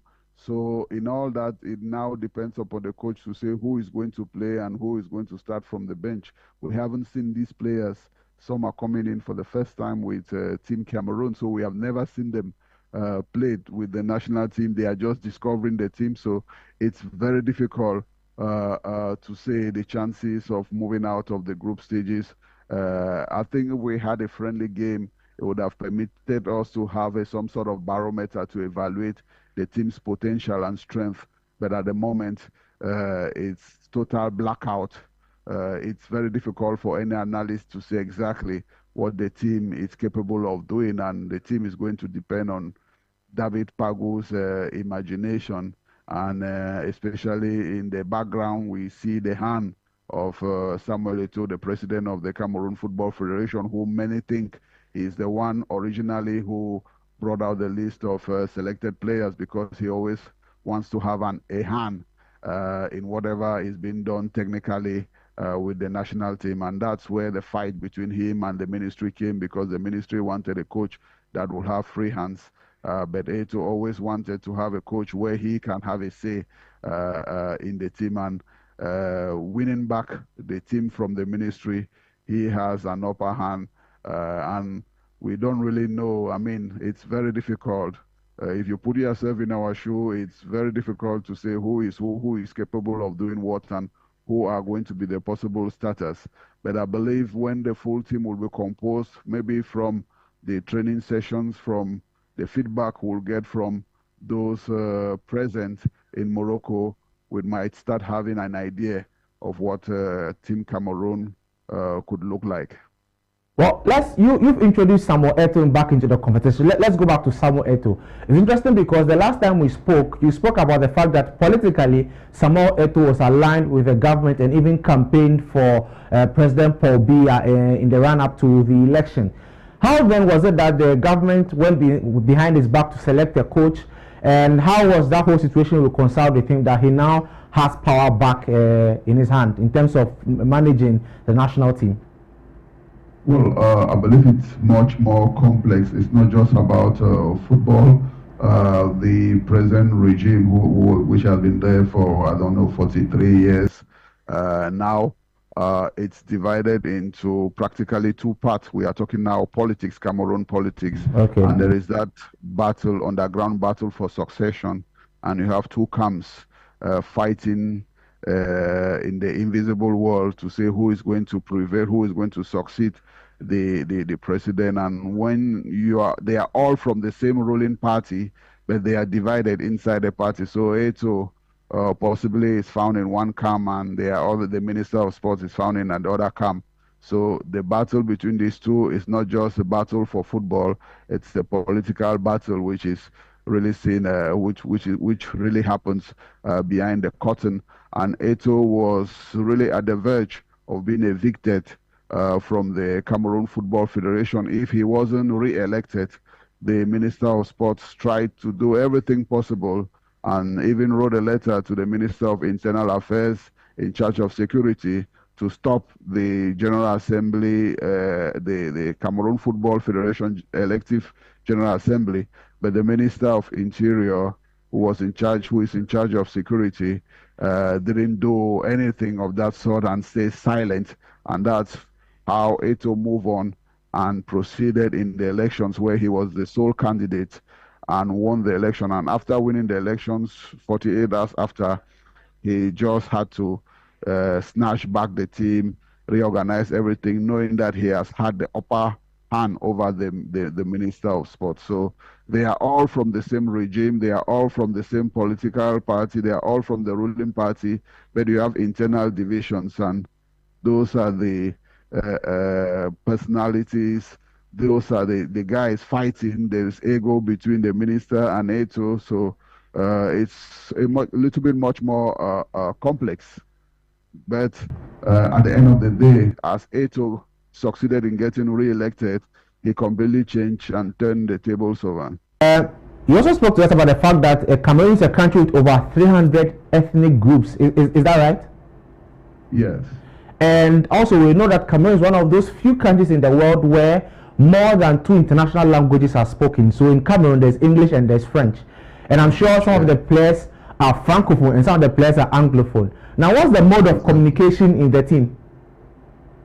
Well, the mode of communication, it all depends upon the player, but it's mostly French dominant because most of the players are from the French speaking zone, but you have others who do express themselves in English. And generally what happens and what has been happening for the past decades is that the English speaking players are always regrouped in one sphere. They naturally find themselves together, and they have always been a minority in the team. It's true that there have been years where an English-speaking player was captain of the team. We remember Stephen Tato in the historic 1990 World Cup for Cameroon. He was from the English-speaking part of the team. We had Eno Eyong in the 2010s, 11s. He too has been captain. So, but French is the dominant language, and Coach David Pago is a French-speaking Cameroonian, but who won the essential of his trophies with an English Cameroonian club. So there is always that part of French-speaking Cameroonians speaking pidgin English if they can't speak perfect English. So that's how communication is being done. But the dominant language in the team is French. You spoke about Anguissa. Anguissa not being at the AFCON means that a lot of pressure will be, especially in the midfield, will be on the shoulders of a young Carlos Baleba, who is now finding his feet in the Premier League with Brighton and Hove Albion. And particularly for Baleba, this will be his first AFCON. In Cameroon, what's the general sentiment towards a player like Baleba? And apart from Baleba, which other player do you see partnering with Baleba for the midfield? Well, I think Baleba has been a disappointment for Team Cameroon. I think even after performing greatly with Brighton, coming back to the national team, the first games he was perfect. Then later on, I think he took the big head and thought he was supreme and started causing some errors that led to fatal defeats. I mean, especially that we got against Cabo Verde, that led to the elimination of Cameroon. He was the one who caused it. So I think it's now that he's coming back progressively he's coming back progressively in the team, and he has been paired recently. He has been paired recently with Avom, who plays in France, and they have been playing together, I think, for the past 2 or 3 games. So I think this will be the central pair at the level of the midfield, but I think they are still very young, and it's going to depend on Coach Pago on how to go about the... So that was Lawrence Nkede giving us a perspective from the Cameroonian camp. Carlos Baleba will be featuring for the Indomitable Lions. They didn't play any friendly games, he said. So let's see how that one goes. He doesn't believe they'll even qualify from the group. But the last time that Cameroon were in such a situation, in 2017, they went all the way to the finals to win the tournament. I've got here with me Eugene, Ofori, Sottie. Solid exclusives we've had in the past hour and 30 minutes. Exactly, and I dare say that so far we've produced unrivaled. This is so far the best production I have seen in the country. We've worked. I think there's a I don't want to go into Alaji ABA for saying these things. Okay. I won't give any proverb today, but I think so far it's been a very solid production. We've to get to speak to some of these national team coaches is not a joke. So to be able to get to speak to some of them, it's huge. And I like the fact that for the Cameroonians are very honest to say that first of all they don't know if they will qualify from the group, and the way things are going, it's almost as if they expect defeat. They'll be very surprised if things go their way. Also, by way of some news, we know that Vincent Abubakar is not in that lineup. We know that Andre Nana is not in that team. So guess who the skipper for the team is? Brian Mbeumo. Guess who is the deputy skipper? Baleba. Baleba is actually the third skipper. So So the second is Nuhu Tulu. He's one of the most experienced players now. He has this. I think this will be his third AFCON. He has been to 2 AFCONs already. This will be his third AFCON. I think surprisingly, exactly for whatever the reason, surprisingly, Nuhu Tulu is backup or deputy skipper to Brian Mbem, who is going to his first AFCON. Then Baleba, who is also not going to his first AFCON, is now the second deputy skipper, and the last skipper, who is the third deputy skipper, is Christian Basogog, who is the most experienced of them. If we were to be in Ghana, Basogog would have been a general captain, and then a player like Nuhu captain general. You know the captain general. Who is that? Oh, we don't know captain general. No, I know general captain. No. Or captain general. We have captain general. Then if the I captain know general is for all the national teams, not only for the Black Stars. Captain general. Oh, I think I knew. I knew. Mopao. Joyeux anniversaire, monsieur. It's been a So how will you describe him? Is he a Black Stars player, Black Stars captain, former Black Stars player, former Black Stars captain? How will you describe? Even though we are not within the US jurisprudence, there's one thing I like about the Americans in their jurisprudence. There's something they say in court. I plead the fifth. I'll plead the fifth on this one. I'll not answer this question. But he's a legend, right? Oh, no, he's a legend. In fact, to be very honest, I tried getting an interview with him, particularly because in terms of AFCON history, if you're looking for players with the most appearances at the AFCON, Andre is up there in terms of appearances. So he has hold on. So that sends us to the player records of the AFCON. Whether if we can have it on our screens, the players' records at the AFCON. What are the records for some of the players who has more appearances at the AFCON, who has scored more goals? So players AFCON at the record. So that's we have it. So there you have it on the screens. The players with 8 records, 8 appearances. You have Rigobert Song of Cameroon. You got Hassan of Egypt, and Andrea of Ghana, and Yusuf Insakni of Tunisia. Guess what? If Yusuf Insakni had been at this year's AFCON, he would have been the player with the most appearances. Guess what happened? He was asked out of that team. When Insakni was one of their best players in their last 2 AFCONs. For me, if I was the head coach of Tunisia, I would just take him to the AFCON just to play 5 minutes in the AFCON, just 5 minutes, so that he now holds the record for the most AFCON appearances. So these players all in all have 8 appearances. Yes. So and then with the most matches played. Yeah, at that final tournament, 36. Yeah, Rigobert Song has 36. Andre Ayew too is in that category. He has also played 36 games in the AFCON. Most title won as a player, Ahmed Hussein of Egypt, 4. He won it in 1998, won in 2006, 2008, and also 2010. And Hassan El Adari of Egypt also has won it 4 times: 1998, 2006, 2008, and 2010. Now, with most goals scored in a single tournament, we have Mulumba Ndaye of DR Congo. He scored 9 goals in the 1974 edition. Wow, what a performance it was. And most goals scored in a single match, we have Laurent Pokou of Cote d'Ivoire. He scored 6 goals against Ethiopia in the 1970 edition. Now, most tournaments goals so far in the AFCON is Samuel Eto'o, who is now the president of FECAFOOT. Yeah. He has scored 18 goals so far when it comes to the AFCON, and he comes from Cameroon. With the fastest goal scored in the AFCON, 23 seconds, Ayman Mansour of Egypt. In that game, Egypt beat Gabon 4-0. That was in 1994, and just under 23 seconds, he scored. Most hat-tricks, Hassan El Shazli of Egypt, 1963 and 1970, 2 hat-tricks in both tournaments. Now, most goals in a match, Egypt scored, played against Nigeria, it was 6-3. Egypt scored 6, Nigeria scored 3. That was in 1963. So those are the player records for us. Now let's move on to the coaches record in the AFCON so far. We want to talk about the AFCON. What are the coaches records? So there we have it on our screen now.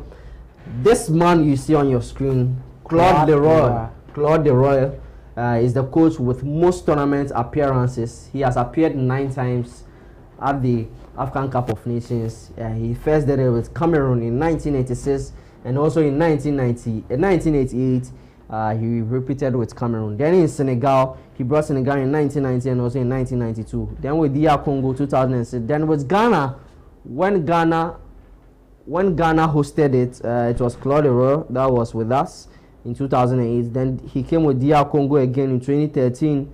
Then also with Congo in 2015 and Togo in 2017. Now the coach with most tournament matches obviously is Claude Leroy, 38 games so far in the AFCON. We also have Mahmoud El Gohari of Egypt, 1957-1998, Stephen Keshi of Nigeria, 1994 and also 2013. Now coach with most titles, our own CK Jenfi, Charles Jenfi, Ghana. He won it in 1963, won it in 1965 and also won it in 1982. And also Hassan Shehafa of Egypt won it with them in 2006, 2008 and 2010, 3 consecutive times. Now the coach will have won with multiple teams. We have Hervé Renard, first of all, won it with Zambia in 2012 and repeated it against La Côte d'Ivoire in 2015 where they beat Ghana in the final. Now to the best player so far since 1957, we have Adiba of Egypt, won the best player in 1957. In 1959 it was Mahmoud El Gohari from Egypt. 1962 Migishu Woku of Ethiopia. Hassan El Shazli won it in 1963. Osei Kofi, Reverend Osei Kofi in 1965 won the best player from Ghana. Kazadi Nwamba of DR Congo won it in 1968. Laurent Poku for the Ivory Coast won it in 1970. Jean-Pierre Tokoto of Cameroon won it in 1972. Indai Mulamba of DR Congo won it in 1974. Hamed Faras was with Morocco. He won it in 1976. Karim Abdul Razak the Golden Boy in 1978 from Ghana won the best player. Christian Chukwu of Nigeria 1980. Then we went to Fazil Al Ishari of Libya, won it in 1982.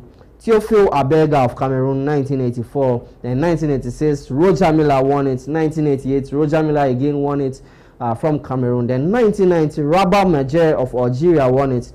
Abedi Pele of Ghana won the best player in the 1992 AFCON.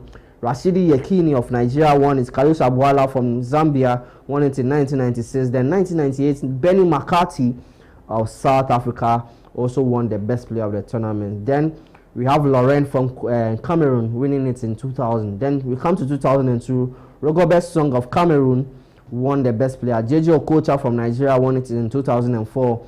Hamed Hassan 2006 Egypt. Hassani Adrabo from Egypt won it in 2008. 2010 Hamed Hassan again against Ghana. Where they played in the final, they won it against Ghana. He's from Egypt, also won it in 2010. And in 2012, Christopher Katongo from Zambia, where Hervé Renard won it. Then Jonathan Pachepa, interesting player, 2013, won the best player. Christian Achu won it in 2015 for Ghana. May so rest in perfect peace, Christian Achu. Great goal scored there against Egypt, won the player of the tournament.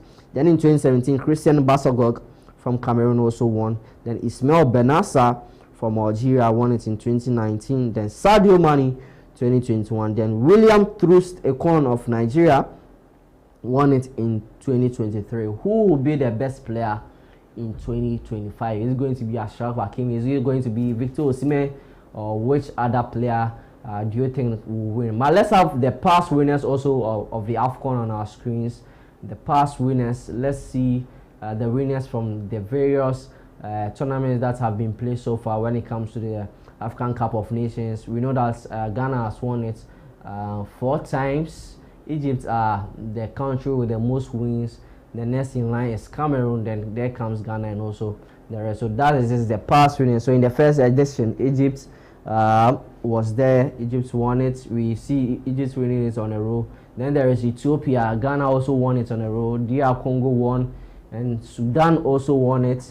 Then there is Congo winning it in 1972. In 1974 is Zaire, present day DR Congo. 1976 is Morocco that won it. 1978 Ghana won their 3rd title. 1980 Nigeria won their 1st title. 1982 Ghana won their last AFCON. From then they've not been able to win it. That was in 1982. Then 1984 Cameroon won their 1st ever AFCON. 1986 Egypt won their 3rd AFCON. Then Cameroon won it. Algeria won it. Then in the last AFCON, we've seen Ivory Coast win it, and Egypt is the only team to win it in 3 consecutive occasions. They won it in 2006, 2008, and 2010. Cameroon tried to do that, but they failed to do that, especially in that tournament in 2000 and also 2002. Ghana has also won it 2 times in a row. So that is the past winners of the AFCON. So that's what we have for you. Remember, the phone lines are open. You can call in to share in your comments. Also, the message lines have also been open. You can also call in or send in your messages. We are going to read all the messages for you. Remember, this show is powered by Betway and also Club Beer. Betway is saying that just share your codes with your friends, fans, and followers. I'll be joined shortly by Eugene Ofori Sottie for us to summarize everything that we've done here so far. But let me take you through the groups so far when it comes to the African Cup of Nations. So in Group A, we have Morocco, we have Mali, we have Zambia, we have Comoros. In Group B, we have Egypt, South Africa, Angola, and Zimbabwe. In Group C, we have Nigeria, Tunisia, Uganda, Tanzania. Group D, we have Senegal, DR Congo, Benin, Botswana. Group E, we have Algeria, Burkina Faso, Equatorial Guinea, and Sudan. And then in Group F, we have Ivory Coast, who are the defending champions. They are in the same group with the Indomitable Lions of Cameroon, Gabon. There is an interesting game in that particular group. Cote d'Ivoire will play against Gabon again. They met in the World Cup qualifiers, and those 2 games were cracker games. Then the last country in Group F is Mozambique. So let's come back to the studio and let's go for a break. When we come back, we open the phone lines for you to have your say on the AFCON discussions that we have so far, and probably we'll bring you an exclusive interview. Stay tuned.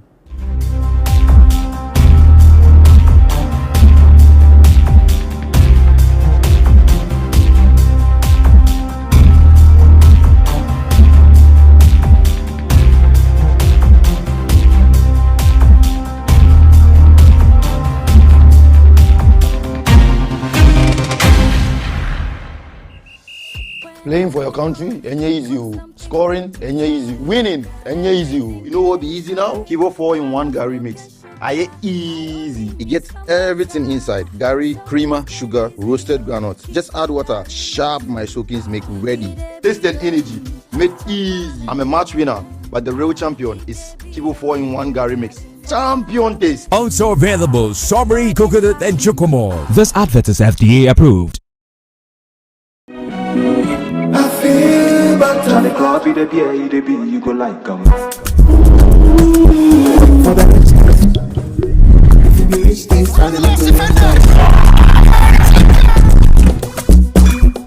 Barman, I'm buying club, okay, for that man. Hey, oh, it's on me. Hey. Drink responsibly, not for sale to persons below 18 years, not recommended for pregnant women. This advert is FDA approved. Introducing Betway's Bet Influencer, a groundbreaking feature where you can make money by just sharing codes. He just needs to share his codes and make money. The more his codes are used, the more money he makes. Oh yes, so what are you waiting for? Anyone can be a bet influencer. Share your codes and make money. Bet Influencer, another world first from Betway. This advert has been approved by the Gaming Commission of Ghana. Betway, get way more.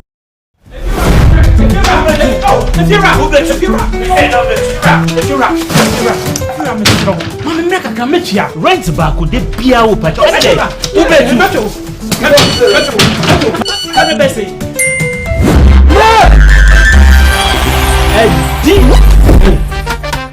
Come on, come see what? Wait, this guy.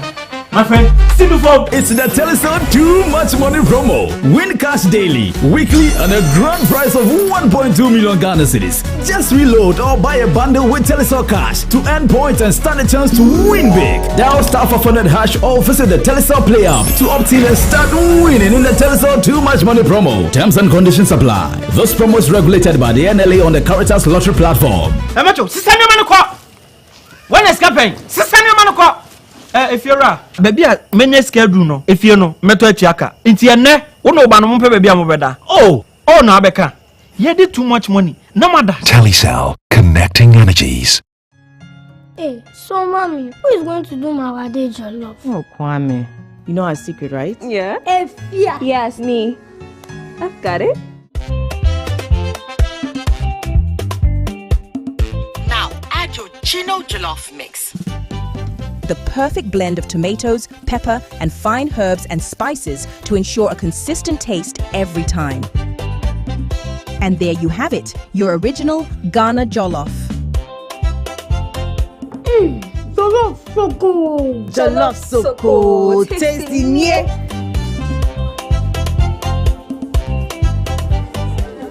What is going on here? Enjoy jollof the Ghana way. Gino jollof is made with the perfect blend of tomatoes, pepper, and fine herbs and spices to ensure a consistent taste every time. This advert is FDA approved.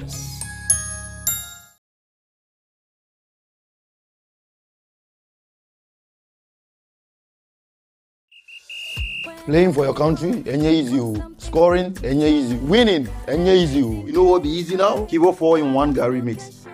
Easy. It gets everything inside. Gary, creamer, sugar, roasted granules. Just add water. Sharp my soakings make ready. Taste and energy. Made easy. I'm a match winner, but the real champion is Kivo 4-in-1 Gary mix. Champion taste. Also available strawberry, coconut, and chocomore. This advert is FDA approved. This week's been wild. New releases dropping, artists blowing up, moments going crazy on the timeline. Don't worry, we've got you. We pull the highlights, the dates, the event, everything you need to know, and then the real fun starts. The official top 10 songs running the streets, the airwaves, and your playlists. If the culture is talking about it, we are counting it down. This is the rundown.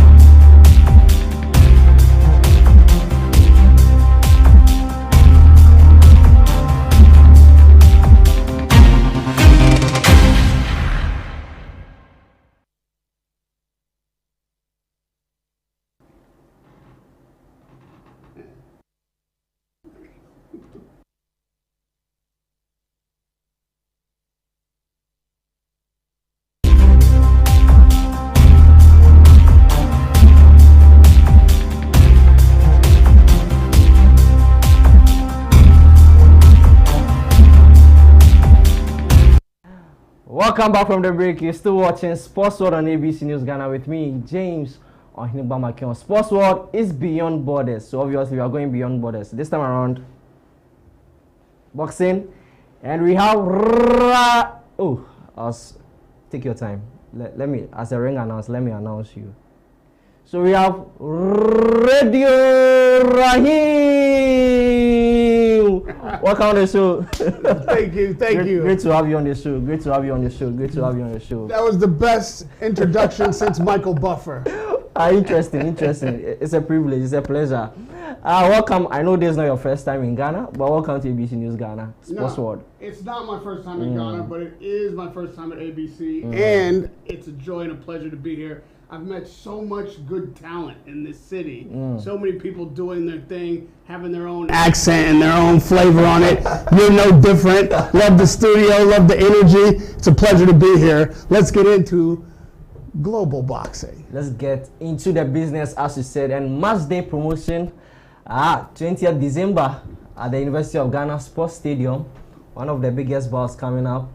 Aziz and Craig from South London to Accra. That's right. One of the biggest bouts upcoming. But before we come to that, you are a sports broadcaster, sports journalist, covering the top fights, Anthony Joshua, Usyk, and everything.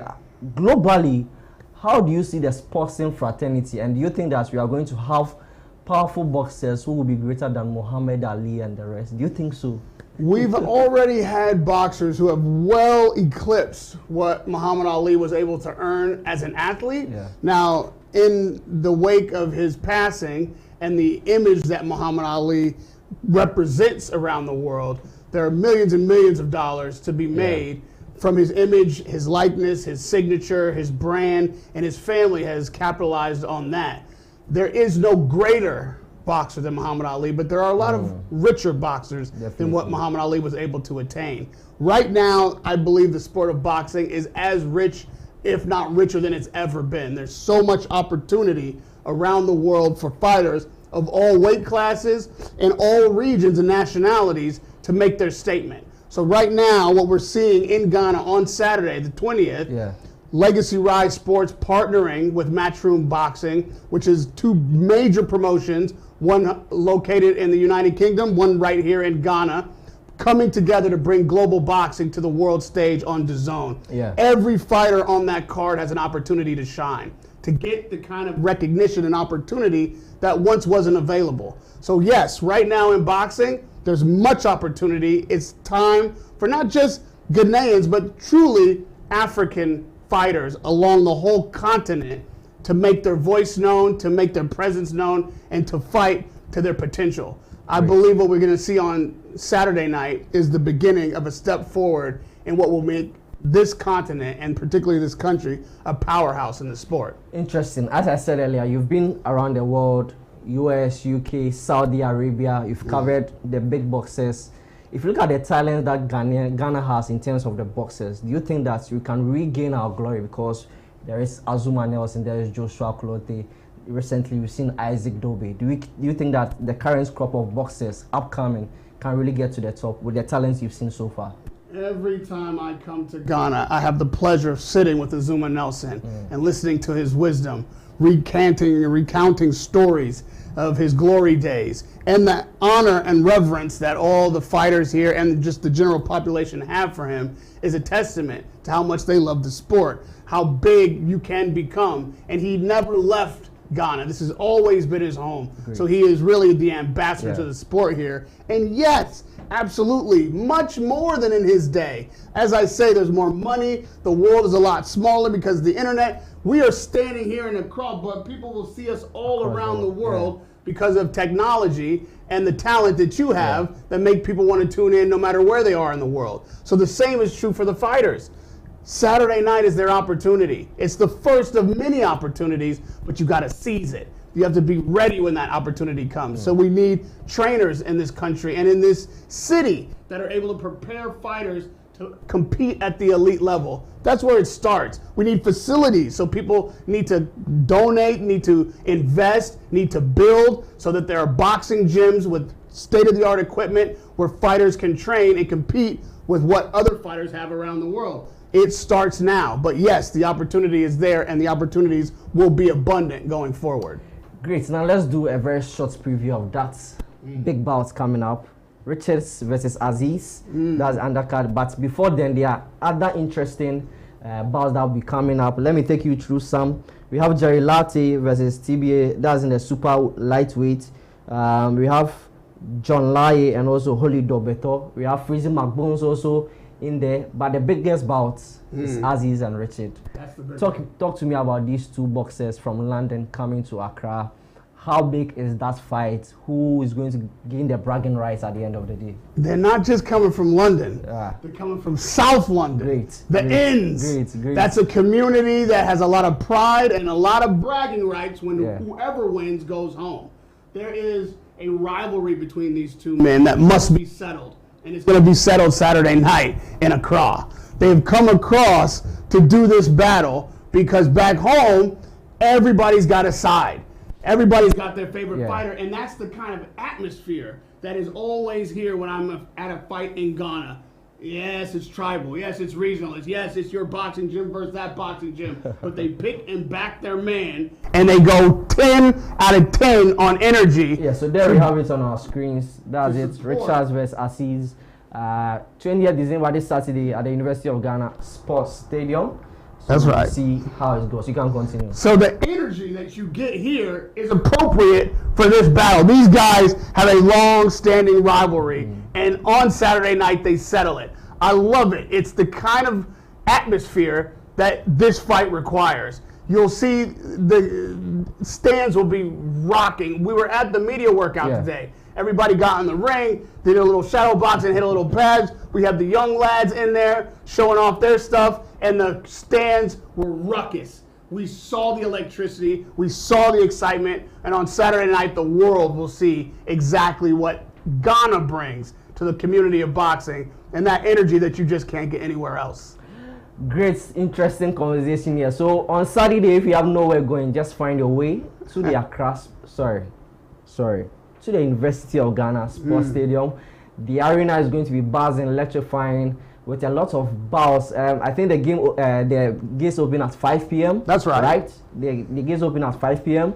There's going to be a concert at 5 p.m. Also, there's going to be music. More music. There's going to be, as always, dancing. It's going to be big fights all the way from the beginning through the night. You don't want to miss a single one. Show up when the gates open because it's a whole party that's going to be happening, which is part of what I love about this city and these promotions. What's that? Will you be in the boxing ring? I'm going to be in there, bro, but I'm going to be dancing, you know? I wish I can spar with you a bit. The fans want to see me shake a leg or two. This is this is what I do. I climb in the ring and I dance with the crowd. I get the hype as the fighters come into the ring, and we all celebrate this great sport of boxing and the rich talent that exists here in Accra. So you heard from the man, Radio Rahim, a renowned sports broadcaster, especially in the sport boxing fraternity. You heard from him. Find your way to the University of Ghana Sports Stadium this Saturday. All the big guys are coming around, former footballers, former boxers, Azuma Nelson, whoever you want to see will be at the Accra Sports University of Ghana. Why do I keep on saying Accra Sports? University of Ghana Sports Stadium. And I will be there, and I'll be expecting you to be there. Thank you so much, Radio, for joining us on Sports World. Let me tell everybody, last time I was here, Anthony Joshua pulled up. You never know who's going to come because this is such a massive event. Everybody knows December in Ghana is the place to be. This is a huge fight. So if you show up, you might meet any number of superstars. Do not be late. Do not miss it. This is the first step towards the future of boxing in Ghana.